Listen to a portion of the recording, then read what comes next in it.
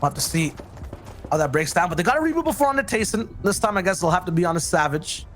Pass that again. That split is done from Cammy, Seti, and Teak. How did they get down here so fast?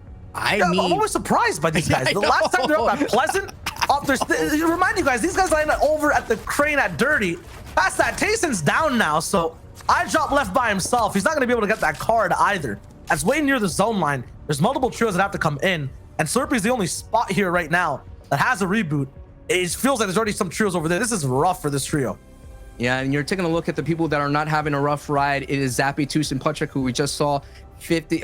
We saw actually Cammy, Seti, and Teak, who are sitting in third place with 36 points, but Zappy, Toos, and Patrick with 50 points in first place. Floki, Clement, Nakos, which we see on the right side of iDrop in the moment with 47 points snag, to be able to call their mom and be safe away from that storm surge as much as possible. And right now, Steelix, Hetzy, and Snag, actually Snag goes down, so now it's going to turn into a duo fight. Flames does get knocked down, but the lobby understands that there's a lot of not only elims, but the opportunity to get in and grab some loot as Floki, Clement here, a very strong trio, takes out two of the Italians.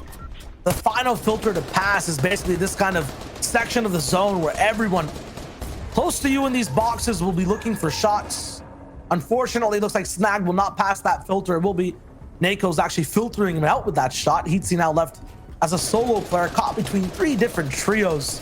He's got to hope that he gets one elimination before he goes down and gets to finish it off, but not really going to be possible. We have to move all the way into uncharted territory. That pink trio you see on your minimap on the left has had center control of almost every zone, and now they have position on this half and half that no one is close to. An almost max rotation again for the majority of the lobby. They're getting sent on a trip they do not have the tickets for, and they are not prepped for as well. They have not packed to move this far. So it's a rude awakening for the majority of people on this side of the map.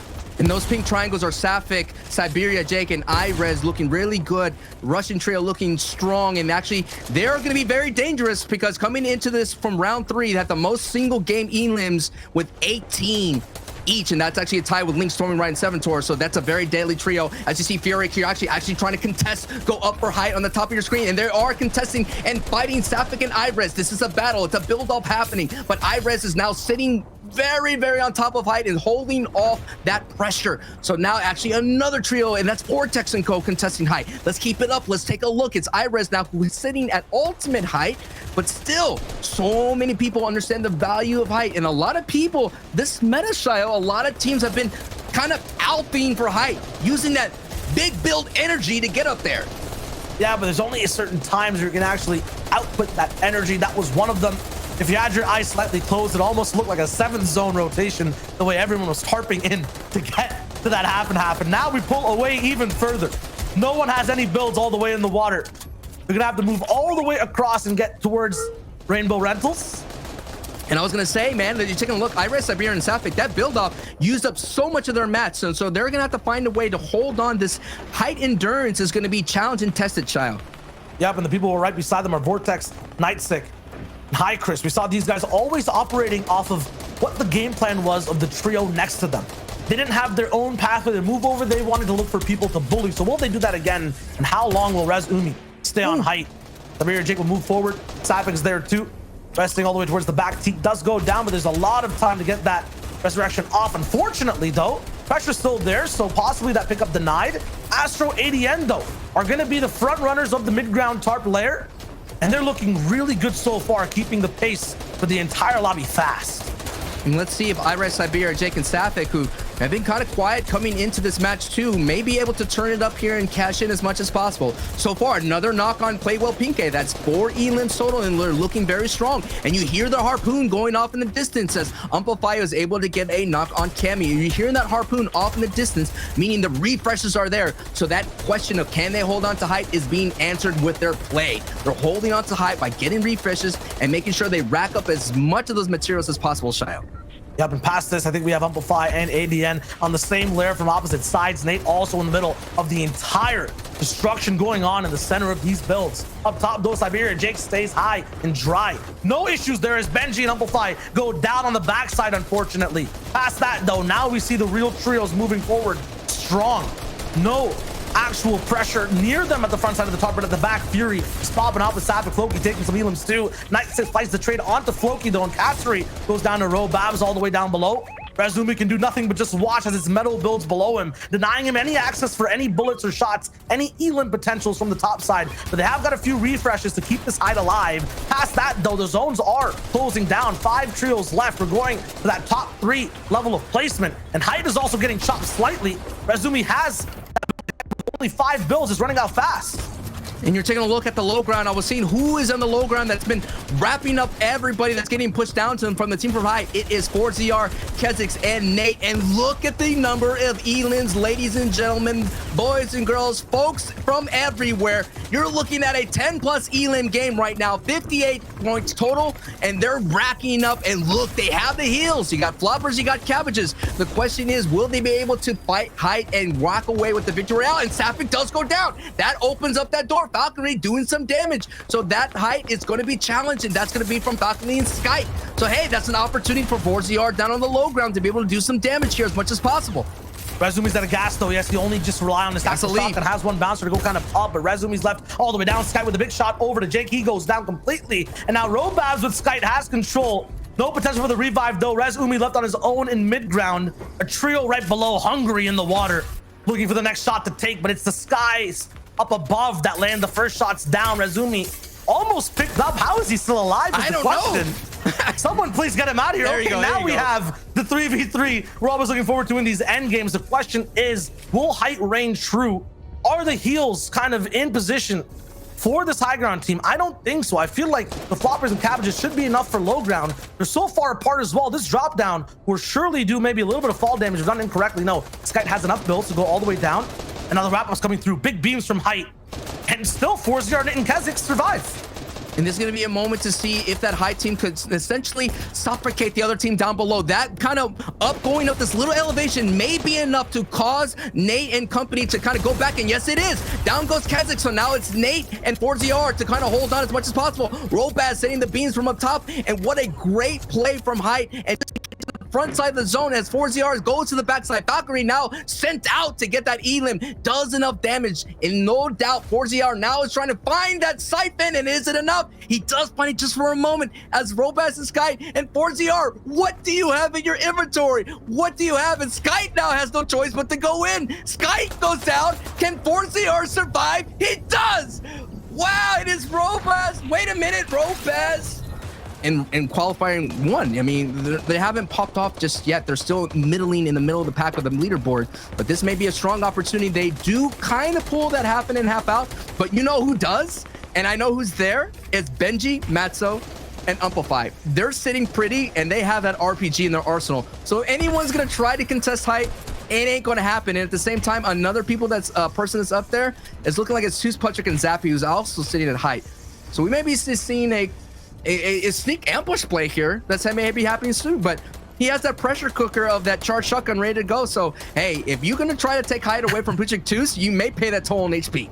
No, it's about knowing your limits and knowing exactly what you're able to do. I don't feel like Bad Sniper, Trippin, and Laxus knew last week. Their first 2 games, both 31st place. Actually, their first 3 were all 31st. Now today a 5th, followed by a 16th. I think they know not to challenge height when Putric Tooth are there, when Benji's in the mix with an RPG. They'll stick to the low ground. They'll stick to these box fights. Unfortunately, Bad Sniper will not stick around to see possibly the rest of this game. No, they'll have that revive there shortly.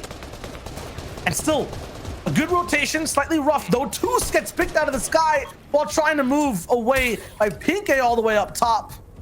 Unfortunate for one of the height contenders that could be there to challenge Benji, but at the same time could have just dodged an RPG game towards the end.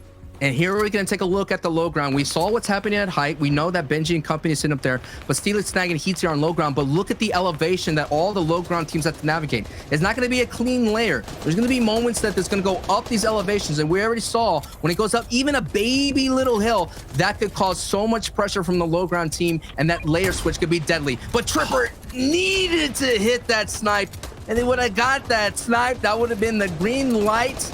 But that's just going to give that warning shot for Matzo just to pay attention just a little bit more. Yeah, for this trio right here, although things look good, Bad Sniper's back up. He has all the shields available, you know, to relive another chance of this game again. The issue is they use so many mats to basically get him up to kind of relieve the pressure. There's just 15, I think, On Tripper, it might just be 15 across the board for everyone. And if Benji chooses this trio to RPG, I don't think they'll have the defenses left at all for this to be possible. And they are in the front basically, so more and more fortune is falling their way. They have 5 RPGs. Can they capitalize on that? As you already see the duo of Amplify and Matzo already pushing forward. So now Benji is going to take the role of a strong fragger and try to get as many beams as possible and discourage any height contestant with that RPG. But he's limited in ammo. Looking for opportunities to get that refreshes mat is going to be huge for Benji, and he's not going to be able to create pressure with this AR. He's going to have to rely on that RPG. At the same time, he's playing so many different roles. Not only does he have the RPG, he has to be the person going for refreshes with the harpoon. He has one of the best ARs. He has to be the person doing the most damage as well to anyone peeking around. This might be too overwhelming for Benji. The only way this actually goes bad is if these guys get overtaken and Benji's not looking at the right spot at the right time, but he finds a few materials. He has that harpoon to be able to make those isolated RPG plays as well, and he switches over to a purple normal AR, so he has that fire rate and speed, the close range versatility, drop down into these boxes, get close and personal. Here's another RPG harpoon combination on the teak. It lands. No damage comes through just yet. Midground gets affected once again. All the way on low, the Craggy Cliffs trios here too, with Hykris on the lead. And what's happening right now, as you can see, look at this shot here. What a beautiful overhead shot. What's happening as the zone is going to push over old Bills, and you're going to see the chaos that's happening as you see Luke Boy and High Joe sitting at the front side of the zone. Lincoln Seventor sitting right in that middle of that. Zappy is really in tough trouble here, but at the mid ground, Cammy, Seti, and Teak were trying to contest Benji and company, but Benji replied with that RPG and shut that down. Can Benji shut down another trio? And Cammy and Teak and they're in trouble here. They're getting beamed down as much as possible, but the zone is now pushing up a hill here. This mountain is going to make things so difficult for everybody else, and this is going to play in big favor for Benji and company. Excellent zone control as well. Tayson goes up and gets shot down.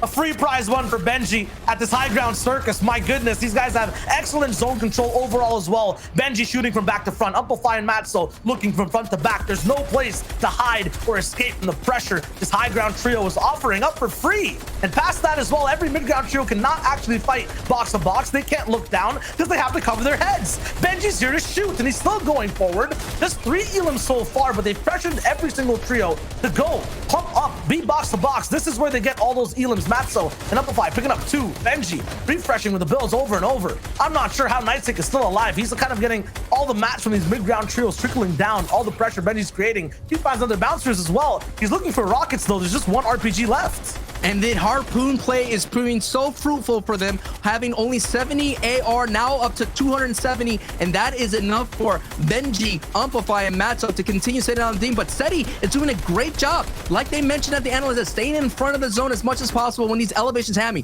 Cammy, Teak, and Seti are doing really well, considering that they ate 2 RPGs to stop their height retake. Now it's all in the hands of Matzo, Amplify, and Benji, a trio that literally just formed a week ago, playing the Cypher PK Cup for crying out loud, just to get some reps in. RPG. But here they're getting that RPG in, and the ultimate rep in here of match 3 of the EU side of things. And now Benji's giving the green light to go down low.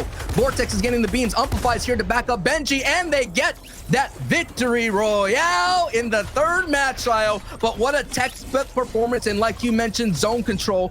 The mats he was able to use to actually being able to retain high ground with that was so crucial, right? And ultimately, right, this is what we said in the pre-show, right? If these guys landing, taking a look at the next page though, you can see here they've able to sneak their way in 7th place, Amplify, Matzo, and Benji.